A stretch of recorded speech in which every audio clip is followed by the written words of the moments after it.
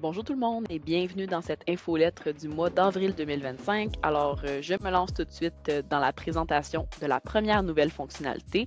Elle se retrouve dans le module employé, dans les dossiers de vos employés. Alors, dans la section emploi, salaire et vacances, vous allez maintenant retrouver la section suivi disciplinaire. Donc, l'idée ici, c'est de venir indiquer toutes les événements, les sanctions, les communications que vous avez faites auprès des employés en lien avec la discipline. Donc, pour ajouter un nouveau suivi, simplement cliquez sur le plus juste ici. Pour l'exemple, je vais vous montrer un suivi qui est déjà complété. Bien sûr, c'est fictif, soyez sans crainte. Alors, ici, on a toujours le titre de l'événement, donc vous pourrez indiquer ce que vous désirez. Dans la section catégorie, vous pouvez en fait créer ce que vous voulez. Donc, n'hésitez pas à ajouter des nouvelles catégories. Simplement la taper juste ici, l'ajouter et elle va se retrouver dans la liste par la suite. On peut venir charger un ou bien plusieurs fichiers. C'est comme vous le souhaitez si c'est nécessaire. Pour ce qui est du type d'événement, vous avez le choix entre un événement, une communication ou bien une sanction. Dans la gradation, encore une fois, c'est un champ que vous pouvez personnaliser, donc vous allez pouvoir vous ajouter des options comme vous le souhaitez. Pour ce qui est de la période, vous pouvez venir sélectionner une journée, quelques journées, donc vraiment, c'est au choix.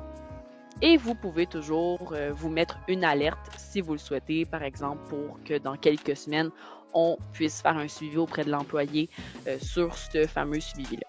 Pour ce qui est de la section notes, ben, ça le dit, en fait, c'est pour prendre des notes sur l'événement, la sanction, la communication, pour venir ajouter un peu de détails. Une fois que c'est complété, on clique sur enregistrer et le suivi va venir s'afficher juste ici. Vous allez également retrouver l'ensemble des suivis disciplinaires en cours dans la page suivi disciplinaire du module. Donc, juste ici, j'ai tous les suivis d'avril en date d'aujourd'hui jusque pendant les 3 prochains mois. Alors, c'est ici, bien sûr, vous pouvez revenir dans le temps sans problème, venir sélectionner une autre période, venir sélectionner certains employés, des catégories ou bien des gradations. Alors, vous pourrez utiliser ça comme vous le souhaitez. D'ailleurs, pour tout ce qui est la petite note qu'on vient mettre, on peut toujours la lire en passant notre souris sur la note. Même chose pour dans le dossier de l'employé. Pour ce qui est de vos employés, ils pourront voir que vous avez en fait ajouté des suivis disciplinaires à leur dossier, mais c'est vraiment en mode consultation seulement. Donc, ça va s'afficher juste ici. C'est vraiment dans un souci de transparence qu'on leur permet de voir tout ça.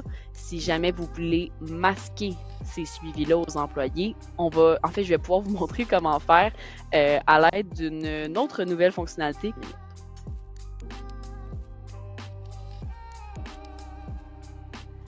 La prochaine nouveauté s'adresse à toutes les entreprises qui utilisent des pointeuses externes. Alors, dans le module Heures travaillées, dans la page Saisie des heures et pointage, on va aller chercher les pointeuses externes juste ici. Alors, vous remarquerez maintenant que vous pouvez activer les pointeuses sécurisées pour chacune de vos pointeuses. C'est quoi en fait, là? Je vais vous l'activer pour vous montrer.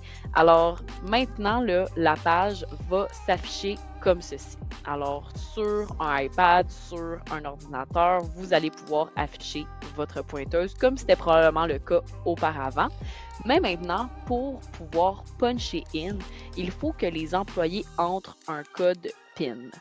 Alors, en activant la pointeuse juste ici, il y aura en fait des codes à 4 chiffres qui vont automatiquement être attribués à chacun des employés qui fait partie de cette pointeuse-là.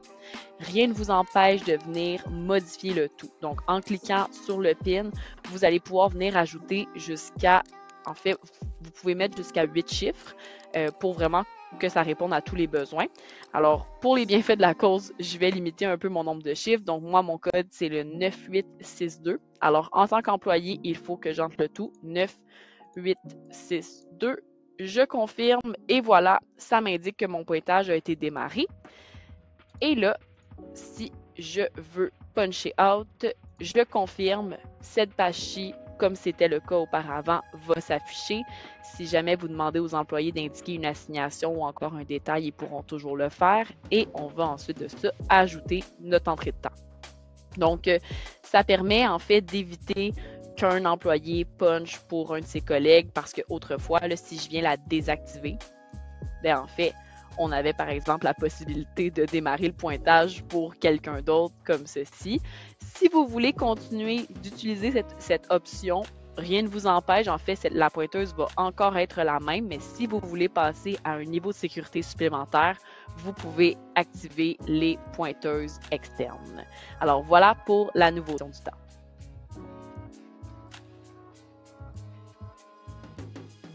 Je vous présente maintenant la nouvelle page, le statut des employés qu'on peut retrouver dans le module Planification des horaires. Alors ici, vous allez maintenant pouvoir visualiser en temps réel le statut de chacun de vos employés. Alors pour ceux qui utilisent des pointeuses externes, vous verrez instantanément s'ils sont présents, donc s'ils ont punché in ou s'ils sont absents. Alors, pour ceux qui ont punché in, c'est en vert juste ici. Donc, ça veut dire que leur temps roule actuellement. Ils sont au travail. Et s'il est indiqué absent, c'est qu'à leur horaire, ils étaient censés être présents, mais ils n'ont pas punché in. Donc, soit qu'ils ont oublié, soit qu'ils ne sont réellement pas au bureau. Ensuite de ça, si jamais vous avez des employés qui ne sont pas rattachés à des pointeuses externes, en fait, ça va simplement vous indiquer, par exemple, que leur type d'enregistrement d'heures est un type de pointage qui est déclaratif, quand on vient, par exemple, simplement dire « j'ai fait 8 heures dans ma journée » ou autre. Et lorsqu'aucun pointage sera activé, ça va être en jaune ici. Pour ce qui est des inactifs, ça veut dire qu'actuellement, les employés sont inactifs dans le système parce qu'ils sont potentiellement en indisponibilité. Alors, vous avez tout ça ici. Pour ce qui est des gens qui, justement, ne sont pas rattachés à des pointeuses externes ou autres et que c'est indiqué pointage déclaratif activé, il y a quand même une manière qu'ils peuvent vous indiquer leur statut et c'est à l'aide de la nouvelle option statut. Alors, juste ici, un employé peut venir sélectionner plusieurs choix et c'est vraiment vous qui allez pouvoir choisir c'est quoi les options disponibles. Alors, pour ajouter des options, simplement aller dans les paramètres, dans heures travaillées et au bas ici, vous allez pouvoir entrer plusieurs statuts. Si vous ne voulez pas utiliser les statuts, vous n'avez qu'à désactiver tout ça. Sinon, bien sûr, si ça vous intéresse, on peut venir l'activer. Alors, c'est simple, pour ajouter un statut, on n'a qu'à cliquer sur le plus. N'hésitez pas à ajouter des emojis comme je l'ai fait ici. Et si jamais vous voulez modifier un nom d'un statut, vous pourrez le faire à l'aide du crayon juste ici. Donc, lorsque c'est activé, les employés, lorsqu'ils sont dans la plateforme, pourront venir juste ici, par exemple, vous dire qu'ils sont en télétravail et dans la liste de statuts des employés, vous allez avoir toute la donnée en live. Donc, je viens d'indiquer que j'étais en télétravail et c'est bel et bien ce qui s'affiche. Alors,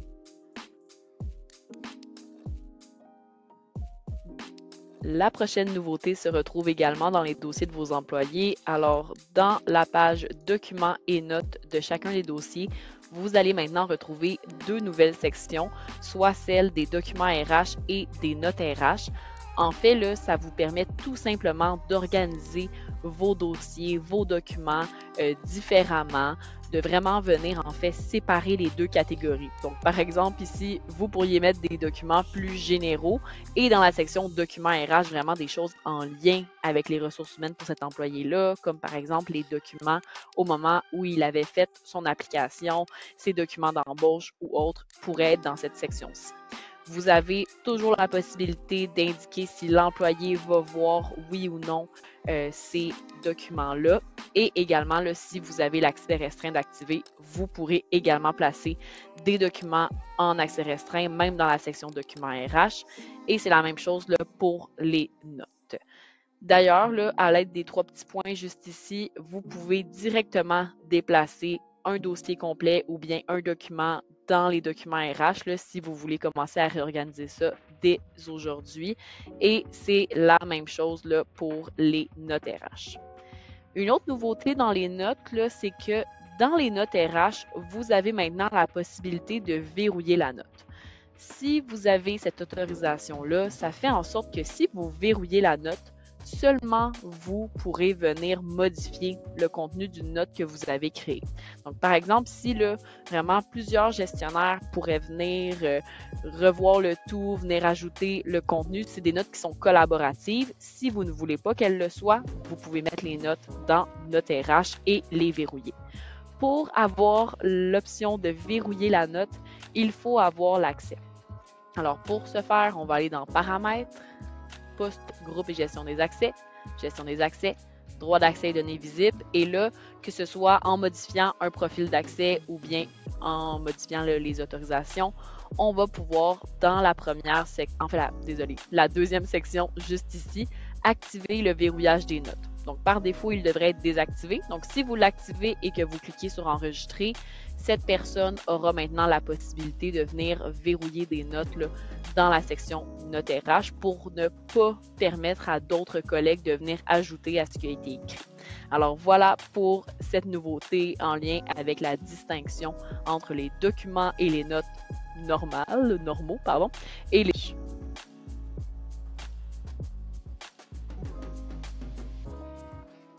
La prochaine nouveauté porte sur les permissions, donc on peut maintenant les gérer encore plus finement pour venir s'assurer que chaque personne qui évolue dans Alti voit seulement ce qui est pertinent à elle.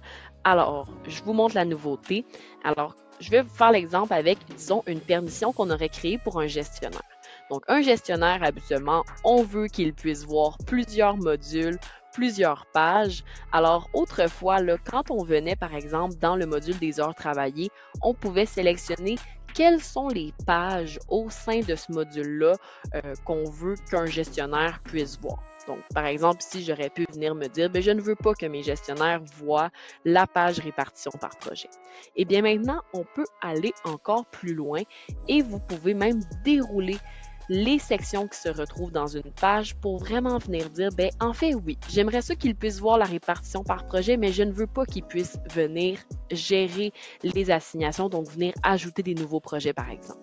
Pour illustrer encore mieux là, cette nouveauté-là, je vais peut-être parler d'un cas plus pratique qui est dans les dossiers des employés. Donc, autrefois, on pouvait venir dire, voici les pages auxquelles cet employé ou un employé qui a cette permission-là pourra voir. On pouvait aller un petit peu plus loin dans les dossiers des employés et se dire, voici les pages dans les dossiers d'employés qu'un gestionnaire peut voir. Et bien maintenant, on peut dérouler les sections dans chacune de ces pages-là. Le cas d'usage le plus courant, souvent, c'est qu'on veut que les gestionnaires puissent voir tout ce qui est période d'indisponibilité, suivi disciplinaire, mais on ne veut pas nécessairement qu'ils voient tout ce qui est salaire. Donc, on peut venir retirer cette vue-là. Donc, je vais vous montrer qu'est-ce que ça donne. Je vais modifier cette permission et vous montrer le tout. Donc, moi, actuellement, j'ai une permission d'administrateur, donc je peux sensiblement tout voir. Si je vais dans un dossier, je vais voir parcours professionnel, salaire et avantages juste ici. Je vais venir modifier ma permission pour indiquer que c'est maintenant gestionnaire. Est-ce que ça s'est fait automatiquement? Et oui, donc la section, elle a juste complètement disparu. Alors, je ne vois même pas qu'elle existe. Elle est disparue. Voilà. Donc, c'est vraiment une façon de gérer encore plus finement, comme j'ai dit, les permissions, de gérer encore plus finement ce qu'une personne peut voir dans Alti. Les permissions, je le dis souvent, désolé si vous m'avez déjà entendu le dire, mais c'est vraiment comme le contenant. C'est quoi le contenant qu'une personne peut voir dans Alti? Puis tout ce qui est le contenu, là, souvent, c'est au niveau des profils d'accès qu'on va gérer tout ça. Mais bon, voilà pour la nouveauté là, en lien.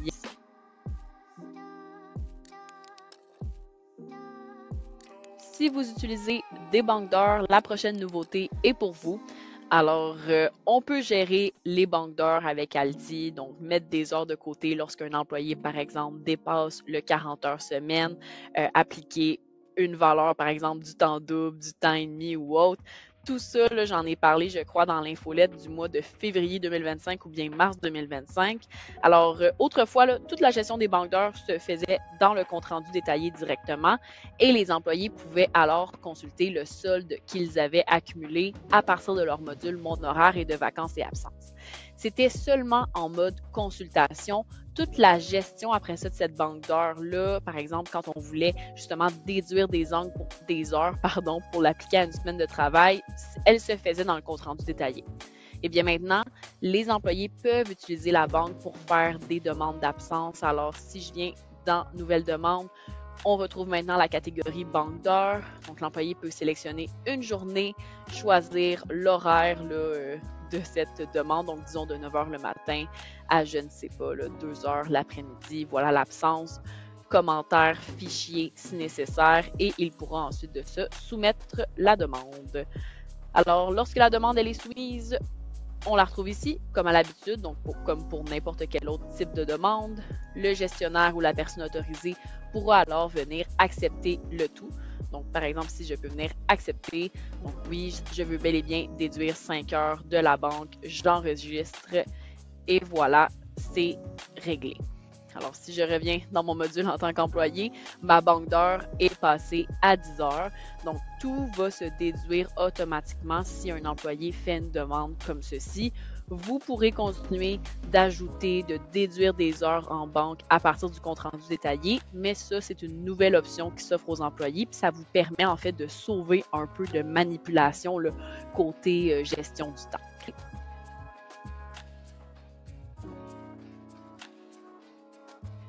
La dernière nouvelle fonctionnalité de cette infolettre du mois d'avril 2025, c'est dans le module recrutement. Alors maintenant, quand vous allez être dans le pipeline de recrutement, vous allez pouvoir faire de la multisélection.